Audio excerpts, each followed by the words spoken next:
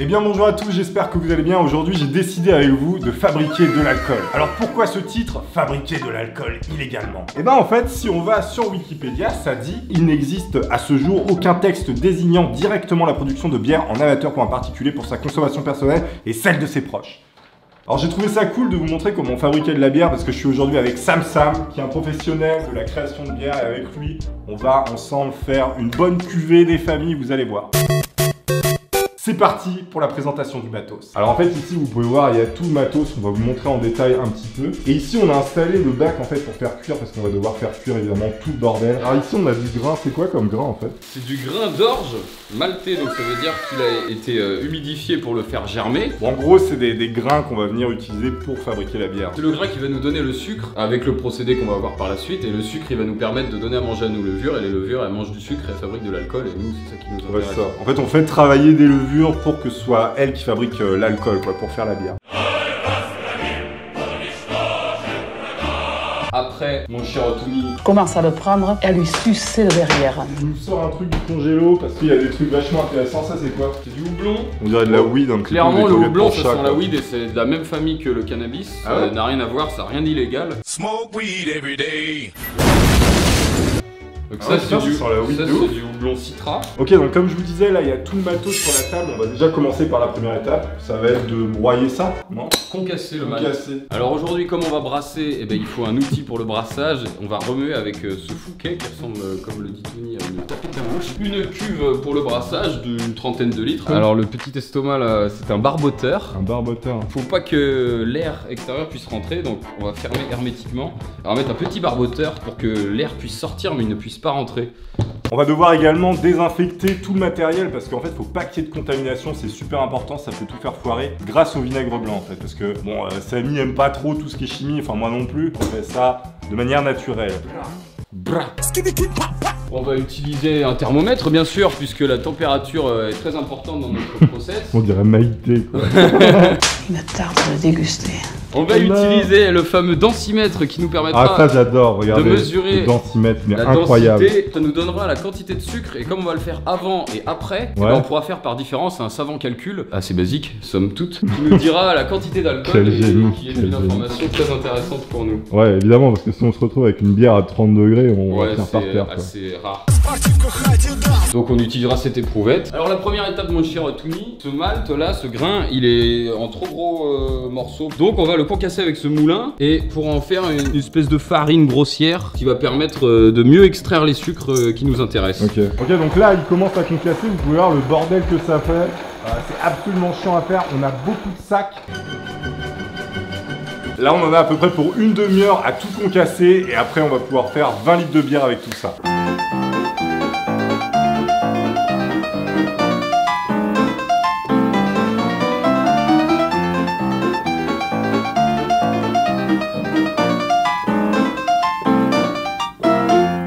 Regardez, j'ai commencé un petit peu à concasser, vous pouvez voir c'est beaucoup plus fin maintenant, et on va continuer jusqu'à ce qu'on ait tout fait en fait. En fait c'est très bizarre, l'odeur ça sent entre la gerbe et la bière, c'est un peu étrange, mais bon faut faire avec.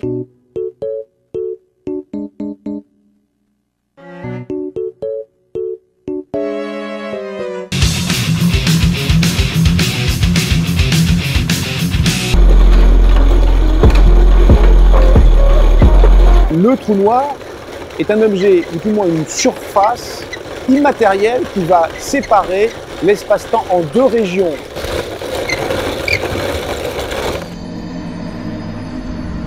Donc là on vient de finir en fait le concassage de tout le grain. Maintenant regardez ce qu'on va faire. Cette marmite on va aller la désinfecter avec du vinaigre blanc et de l'eau bouillante. Donc là qu'est-ce que tu fais? Étape très importante, t'es en train de faire quoi? Je balaye pour que la propreté soit toujours au cœur de nos foyers. Faut vraiment pas qu'il y ait de bactéries et tout parce que sinon ça peut tout faire foirer, c'est hyper important de bien désinfecter. Matez-moi ce boule. Tout à l'heure on va faire bouillir le tout pendant 1h30, donc s'il y a une petite bactérie qui traîne ou deux, elles vont pas faire les malines. Boum! Ah ouais, donc toi tu laves l'extérieur, je crois que t'as pas compris le principe d'une marmite, non? Non mais ça c'est pour le... C'est pour ta psychologie personnelle. Pour le geste. Toi t'es un peu dans l'apparence, t'es un peu quelqu'un de superficiel en fait. Ça se voit quand même, regardez. Donc là je viens de mettre du vinaigre blanc. Le bon vinaigre qui pue sa mère avec acide acétique. C'est l'acide qu'il y a dans le vinaigre, voilà. Et donc voilà, on va aller désinfecter tout ça. On se retrouve une fois qu'on a fini. donc là on a mis de l'eau à bouillir, on n'a plus qu'à aller rincer la marmite que vous voyez juste là. Et regarde, il a le truc. En fait c'est pour enlever un petit peu tout le vinaigre. C'est le vinaigre qu'on a mis, mais avec de l'eau qui soit pas... Ouais, de l'eau un peu désinfectée quoi, qui a bouilli. Putain, ça sent le vinaigre. Ah, ça sent la mort, ouais. Par contre c'est horrible l'odeur. Les gens ils vont faire des remarques sur tes pieds, c'est sûr. Une propreté irréprochable. Sur internet, les gens ils ont un problème avec les pieds, je sais pas pourquoi. Vous voulez faire un zoom sur ses pieds? Regardez. Je pense que si tu te fais opérer et que tu vois ton chirurgien qui désinfecte le truc au vinaigre blanc et avec l'eau bouillie, de la bouilloire, je pense que tu... C'est l'avenir, mec. Ah, Tant ouais, qu'il te désinfecte pas à l'eau bouillante. Imagine, bonjour monsieur, rentrez dans cette marmite s'il vous plaît, on va vous désinfecter. On a placé le truc sur le brûleur et là on va envoyer la purée. Bra, bra, bra, bra, bra. Alors maintenant il faut envoyer 17 litres d'H2O à l'intérieur de cette marmite. Putain, le mec est trop technique. Bon là l'idée c'est maintenant d'aller remplir 17 litres d'eau avec cette petite merde. Ça va être trop chiant. Dans cet énorme cube là, faut qu'on remplisse tout plein d'eau. Voilà, et après on va mettre à cuire. C'est pour vous montrer aussi qu'avec du sous-matériel, on peut faire de la bière d'une qualité irréprochable. Vous pouvez voir que la précision fait partie de nos priorités. Faut pas oublier de bénir toujours. Disnominé patré, spiritus sancte. Hashtag je fabrique de la bière. Hashtag. Attention. Attention le lion. Attention. C'est parti les amis. À 10. 10 en faisant de la bière. 14. Bah fallait pas de microbes dis donc, c'est dommage. Là on a encore plus ou moins le droit de tousser dans la bière, mais Ah ouais, bon ça va. à partir de tout à l'heure il faudra On aura pu mettre sa bite dedans. Non là, ni sa bite ni son coude. Et le dernier 16 plus 1. On va mettre à chauffer pour la monter à 63 degrés. Quand ce sera à 63 degrés, on va pouvoir ajouter le grain. Le grain qui est là, regardez, le seau énorme. Ça c'est la matière, ça c'est la paysannerie les gars. On va allumer le gazon. Regardez comment il est énorme le brûleur, il est vraiment monstrueux. Apparemment il y en a pour un petit quart d'heure. On va attendre 2 minutes le temps que ça chauffe. On se retrouve après.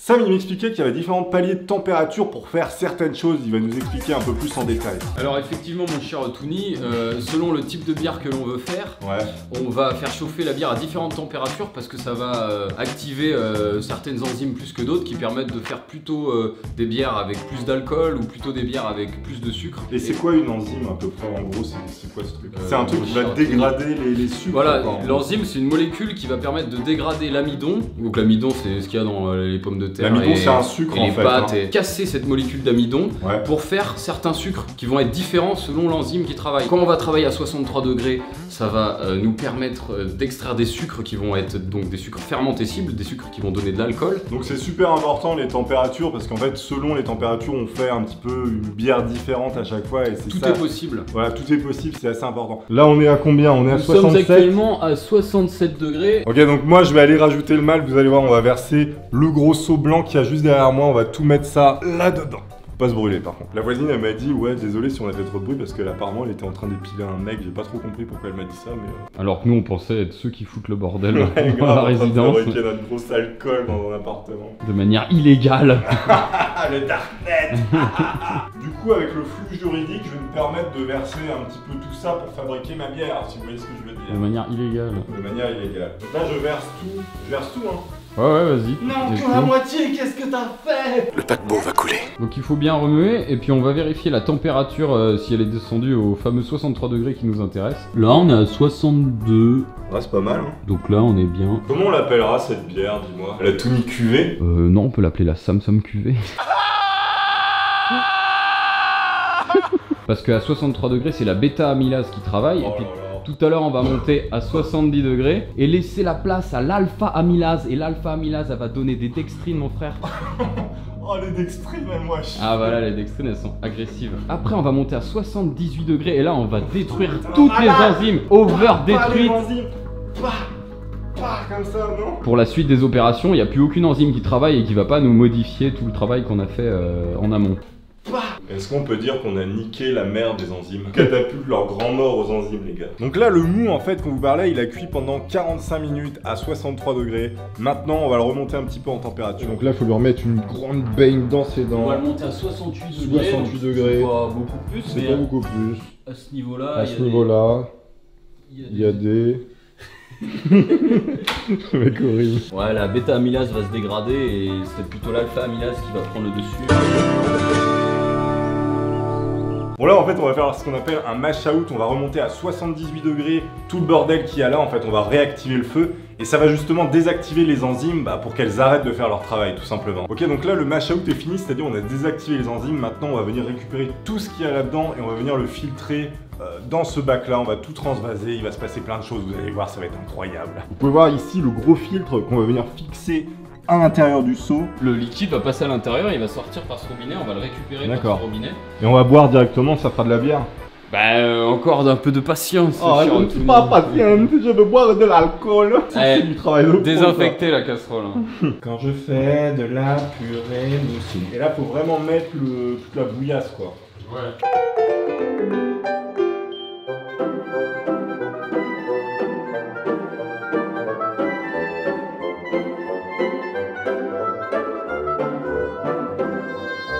Il vide sa fosse septique. Bonne vie.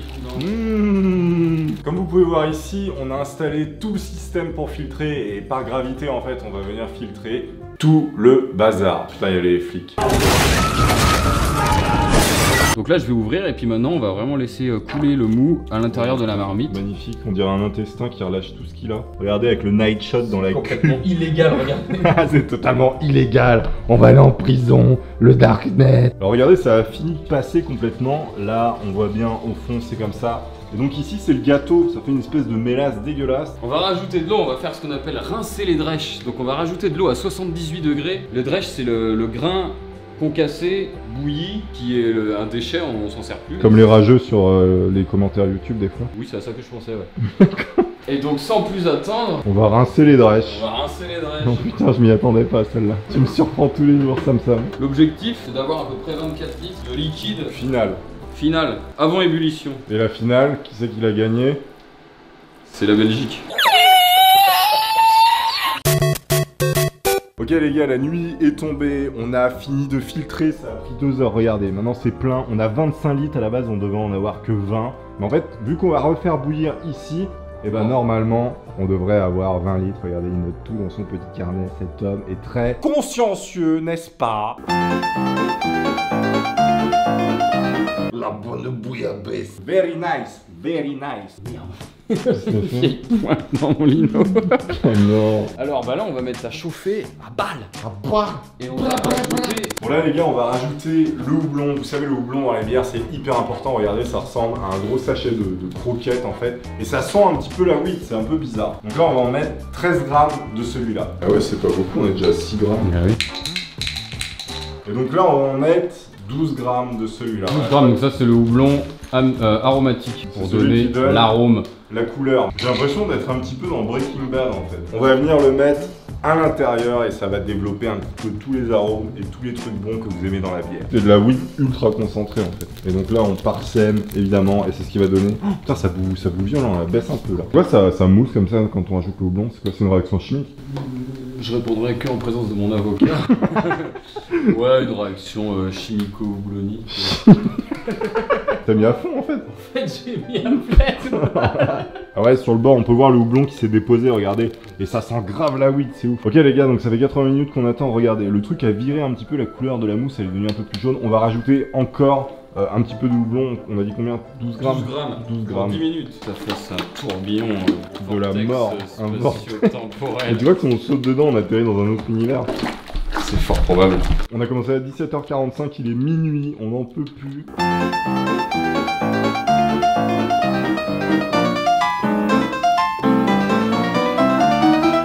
Il va venir siphonner. Oh putain, on me voit là. C'est un miroir 1,600. Regardez comment je suis maigre. Ah, il connaît un peu le truc parce qu'il faisait ça à l'époque avec des bagnoles. Et regardez, ça marche bien. Hein. Donc si vous voulez récupérer du gasoil dans les bagnoles, maintenant vous savez comment faire. Faites-le pas, hein, c'est interdit. Hein. Vous allez en prison après. Et regardez, ça c'est tout le mou qu'on a enlevé. Donc on l'a dégagé ici. Vous avez vu tout ce qu'il y a. Bon bah il va devoir ressucer le tube parce que ça s'est arrêté. Regardez-moi ça. Regardez-moi ce professionnel qui fait de la bière. Du coup, on a tout transvasé dans la cuve de fermentation, regardez, qui est juste là. Et en fait, maintenant, on va venir la sceller.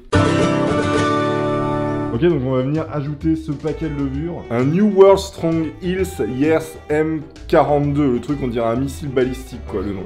of the world en plus. Donc là, c'est vraiment une étape hyper importante parce que c'est vraiment ce truc-là qui va venir créer l'alcool là-dedans grâce au sucre. Donc là, il vient verser l'incroyable levure, regardez. La poudre de perlimpin pouèche. Voilà, c'était censé être aseptisé, mais regardez le professionnel. On va mesurer en fait là avant la densité du sucre qu'il y a et après la fermentation. Comme ça, on pourra mesurer l'alcool qui s'est créé. Donc là, regardez, on récupère un petit peu pour mesurer la densité. Comme je vous ai dit tout à l'heure, grâce à ce truc-là, on a récupéré une petite partie. Moi, je vois 1072. 1072 de densité, incroyable. On se retrouve bientôt pour la suite des événements.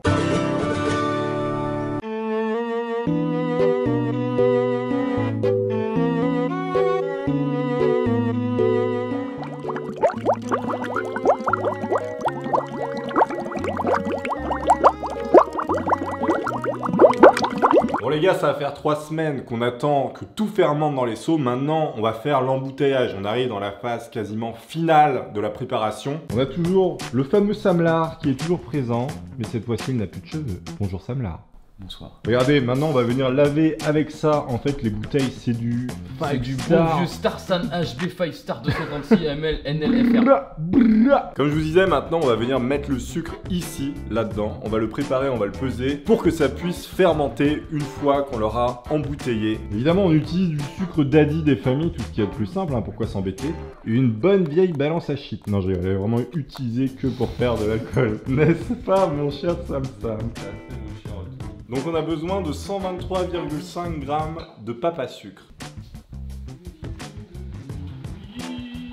En fait, le sucre, on le met dans l'eau bouillante pour justement le désinfecter également parce que ça pourrait aussi pourrir dans les bouteilles. Donc c'est super important de faire ça en toute asepsie, tout étant. Ça, je pense que tu bois, t'en meurs, hein. Clairement. Là, clairement, oui, dans d'autres souffrances éventuellement. Oh non, pas le pistache, j'en ai marre. Oui, mais un fist écologique. Là, c'est vraiment l'instant Sugar Daddy. Ok, donc là, vous pouvez voir qu'on a toutes les bouteilles. Je vais venir les tremper là-dedans et on va venir évidemment les désinfecter pour faire ça en toute asepsie. Je vais verser le sucre dans la bière. Je vais mettre le Sugar Papa dans la bière.